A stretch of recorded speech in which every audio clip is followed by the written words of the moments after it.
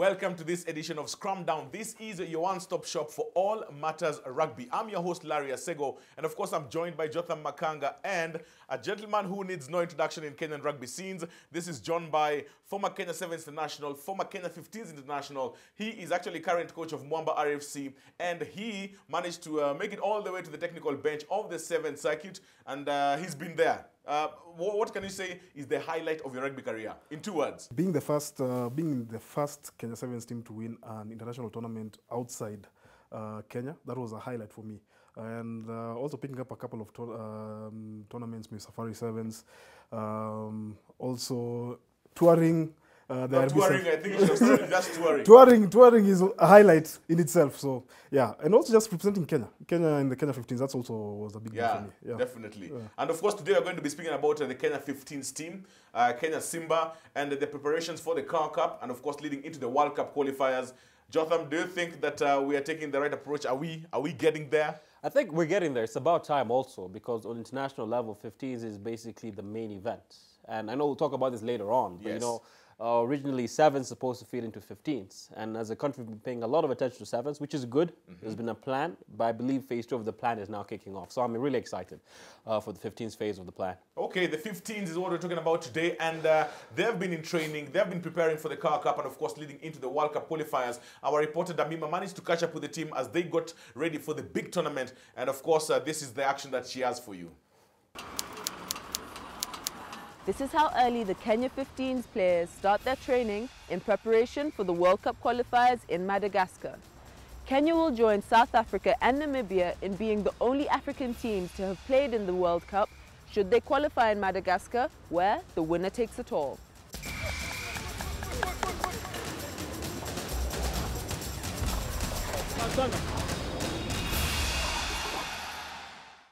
The Kenya national 15s team is on a mission to qualify for the 2015 Rugby World Cup to be played in England. They head to South Africa, where many national teams have played in the Vodacom Cup. A couple of the Kenya Sevens team players have been drafted into the 15s team, led by captain Andrew Omonde, vice-captain Colin Zinjera, and his brothers Humphrey Kayange and Michael Agevi. Our main goal is that the 15s and 7s work together. And now we spoke before the tournaments which the 7s played. Once the guys come back and all the guys are injury free, they'll come and join in the 15 squad. And most of the guys played 15s for the club. Some of the guys played 15s for me before they went to the 7s. The effect is that the coach has 3 to 4 players competing in one position. While this could be a selection headache for other coaches, Paul Waters feels this will actually help the technical bench pick the best squad to do the job in Madagascar. Everybody's eyes, and I know Namibia, Zimbabwe, Madagascar, their focus definitely going to be on us, because currently we are the African champions. So it's going to be tough and it's going to be hard work. And we really don't talk about the World Cup now. Our main focus is to go to Madagascar and to do well. Kenya was to play Portugal in a test match, but all that changed, and instead it is the Western Province that was drafted in the place of Portugal. And I think it's also a great opportunity for the fans to see that guys, because they normally just see the guys on TV, but to see them live, it's a great experience in the intensity and the rugby that they play. So Western Province arrived for this match amid pomp and colour.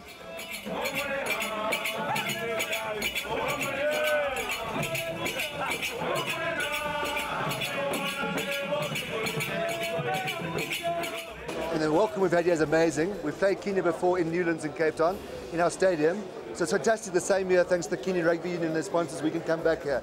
And we're really excited. It was ahead of it. They scored 3 good tries against us at Newlands, so we know we're in for a much harder time on Saturday afternoon, but we're really, really excited and overwhelmed by the welcome and really excited. So the Kenyans are amazingly physical. I mean, we showed our guys some clips this week in the meetings of how they bullied us once or twice in Cape Town. So we know how physical they are, and we know if the game opens up how exciting the Kenyans are. I think it's quite nice, because I don't think you get often in World Rugby now 2 teams that play such a running game like Western Province and the Stormers, and like Kenya does. Paul Waters says that the team learnt a lot from the Vodacom Cup in South Africa, and this test match against Western Province is the ultimate test to try out and perfect the plays. This is a match that will also pick the final 26 players before the Madagascar tournament. So that is the Kenya Simba. That is the 15th version of the game. They're training for the Cup. And their game against Madagascar is what is on the cards. Now, we've got some challenges before we make it to the big scene. We have to face Madagascar, we have to play Zimbabwe, and I think Namibia as well. Which of these three teams do you think is going to be the biggest challenge for us?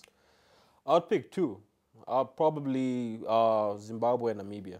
Given past history that we've had between us and Zimbabwe. Yes. And then also Namibia have had to make it to the World Cup before. They do lose, but they always offer quite the challenge to us here locally. So I think, of course, one mentioned South Africa, but I'd say, yes, Namibia and that's Zimbabwe. at a much later stage, Johnny, let me just bring you in here and ask, in terms of preparation, yes. are we doing things right?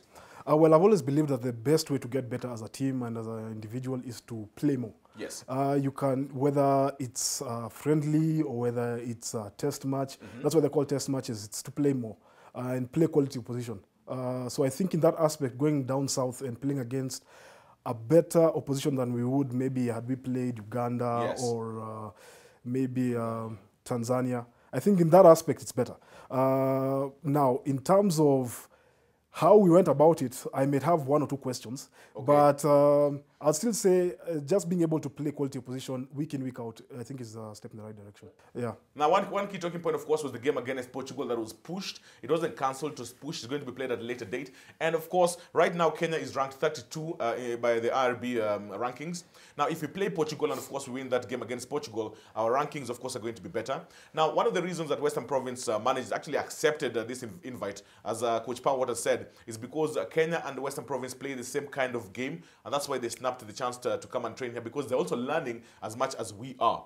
So, and of course, he has links with Western Province, so this is definitely a plus. The Rugby Union is doing all that it can in terms of sponsoring the team to go down south. Now, we're moving on straight into the big rugby action that every single person in the studio is talking about right now, is the Kenya versus Western Province game.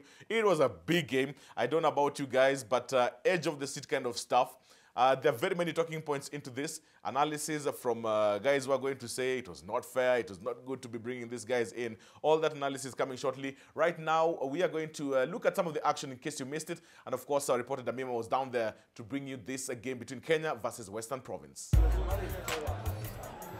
The last time Kenya team, competing as the Tusker Simba 15s, faced the Western Province, they were hammered ruthlessly by the South African Premiership side. A repeat show at the Kenya Rugby Union grounds with the passionate and vocal Kenyan fans was definitely the perfect setting for Kenya to turn the tables on the South African side. As we're heading into the first minute of play here at the RFUA grounds, that is Robert Dupria playing in. That was Shaban Shaw. But in front of the partisan crowd, it was the visitors who drew the first blood with the penalty by Robert Dupreez. He's sure with the kick. Western Province 3, Simba 0. But then Kenya responded with vigor, a converted try, giving the home side a 7-3 lead. It's a try! Kenya have scored! Some patient play from Kenya there. Western Province were exciting to watch, especially their quick passing that led to a try scored by Van Shaw. The play, and are they going to score? Yes, they do. It's a try. Try for Western Province. Before Kenya could respond, it was another beautifully worked out try for the Western Province side to take a 6-point lead. Look to ground it, and they do. It's now 13. In a well-balanced match, Martin Owilla put Kenya back in the game with a converted try. Scorer there. What a contribution. Martin Owilla with a try there, and Kenya. A poor line-out by Kenya culminated in a try for Western Province. The visitors led 20-14 at half-time. Kenya head coach Jerome Powaters pulled out almost the entire team for a new set of players in the second half. The impact was like instant coffee, with Kenya 7's star player Collins Injera dancing his way to the try box. Injera breaching. Brilliant try there from Collins Injera. An absolute brilliant try there. Laila Siligwa added the extras, and Kenya took the lead for the second time in the match. Injera seemed to be a thorn in the Western Province flesh and almost got his second try, but he was tackled 20 meters from the try line. That was Michael Collins Injera all the way. Can he score? Tackled there. Some good break there from Kenya. Lavin Asego's clever chip was collected by Patrice Agunda for an easy try. Playing it through to... and it's going to be an easy try. Oh, that was some beautiful play, William. Beautiful play.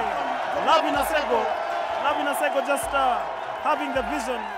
But then the experience on the Western Province side showed, and they made a memorable comeback, scoring a last gasp try with the last piece of action. Good tackle there. Good tackle there. A crunching tackle, but still Western Province are going to score, and they do. And it's a try by Western Province. It is the kind of test that Power Waters wanted for the Kenya team in the last warm-up match before heading to Madagascar. And Kenya will leave with their heads high. A very competitive game. They've played very well. Well, Kenya versus Western Province, that was the game. Kenya lost that game, but it does not tell the story of the entire 80 minutes. Getting straight into it, Jotham, not going to waste any more of your time. I know you've been anxious to get into this, so I'll let you do it. I think basically what the coaching staff were trying to achieve was basically test the players out, basically test the combinations and mixture of experience, young talent coming in. So the first half, the team that played first half versus the team that played second half, I think it's safe to say because of the experience and the cohesion between the players in the second half, especially coming in from sevens with a lot more international experience, it was a bit more easier to get things rolling. Maybe early on you talked about individual brilliance, I guess, and experience coming to fact. Maybe that's it. And first half, maybe a case of really not settling in quite well yet. I think Johnny might have a different point of view on that. But in general, what I'm just trying to say is it was a good show at first, but we still lost at the end. I mean, Jotham, if you're saying we're trying to test players, let me just bring Johnny into this because earlier on you were saying something about first half being a better show than the second half. Oh, you said the first half was a better show. For me, I'll take this approach. Yes. Both sides gave a good account of themselves, playing against Western Province. But if you were to ask me, I think the whole point of going down south was to get players being experienced, get them playing as many tests as possible. And then it only makes sense if you are to continue using the same players that you brought in. If there are going to be any changes, I think at least have 70% retention. Otherwise, the whole exercise will be for nothing. Yeah. I think the first half was, I saw very good forward play in the first half. Yes. I think the two tries came through forward play. 15 is about the forwards. The forwards have to set and the of course, platform. every single person was worried about the performance of the forwards. Yes. And I think by the first half, they managed to contain the pressure. Yes. And for me, that was brilliant to watch. Going against Namibia and Zimbabwe, our forwards will have to be on top of the game. Definitely, 100%, yeah. I remember when we used to play, that's where we used to lose the game. I mean, Yes.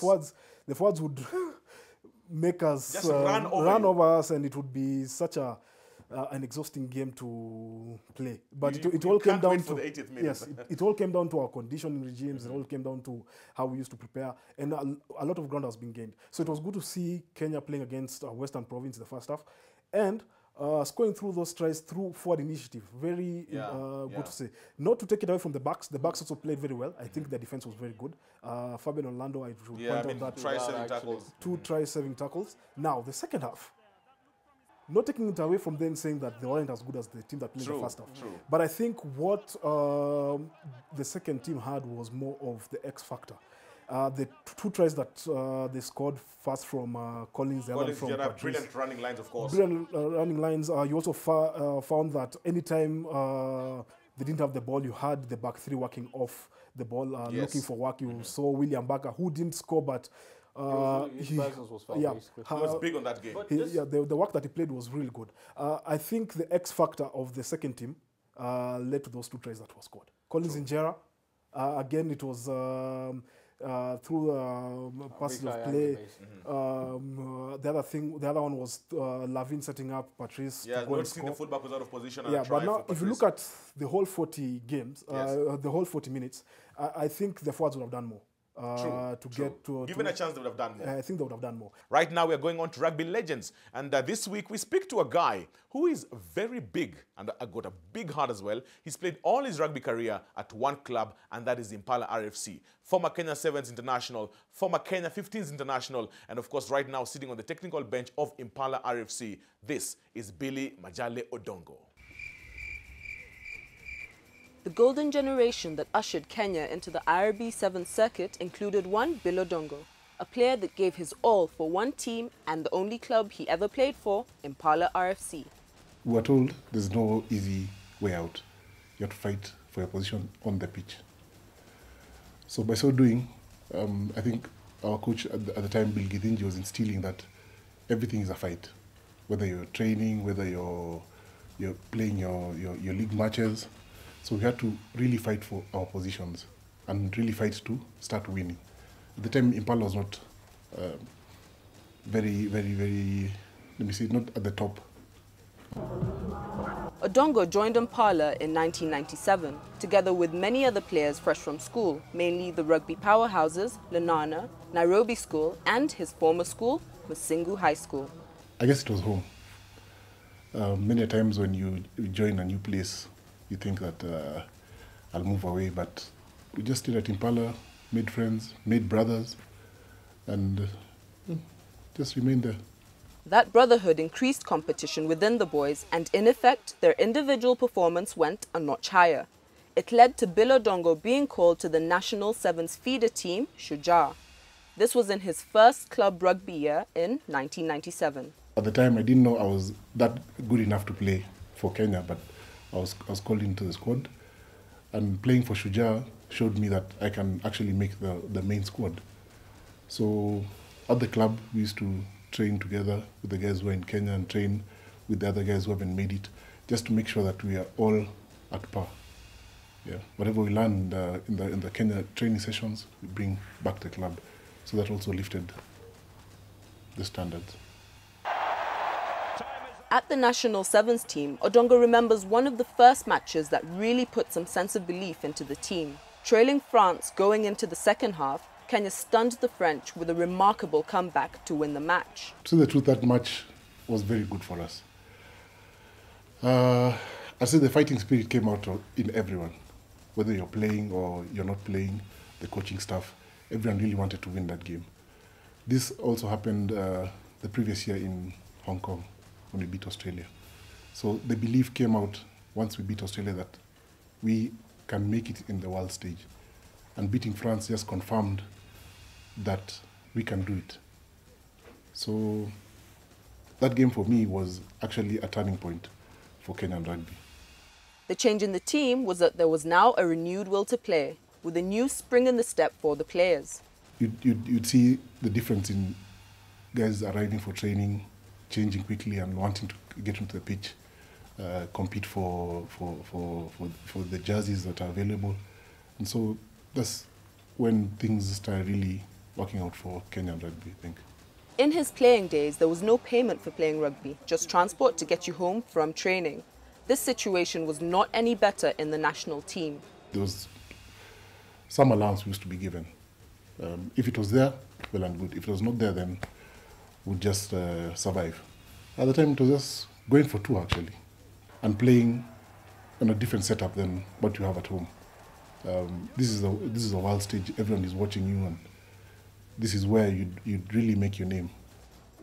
While family life takes away many generals from the sport, Bill says for him it has improved his involvement with the sport that he loves. Most ladies would say that she wants to do something else on the weekend and stuff like that, but my wife would come home and say, when is the next match, and arrange around the games that I had. And something else, she also was part of the Impala committee for a while. And she still runs the Floody tournament, so which is a good thing for me and for other rugby playing families. On the opponents he loved to play against, Odongo says he can't put names to individuals, but there was always that one team that he and his club Impala always loved to upstage. It didn't matter the tournament or the venue. I'd name Harlequins as a club. It doesn't matter who's playing for them.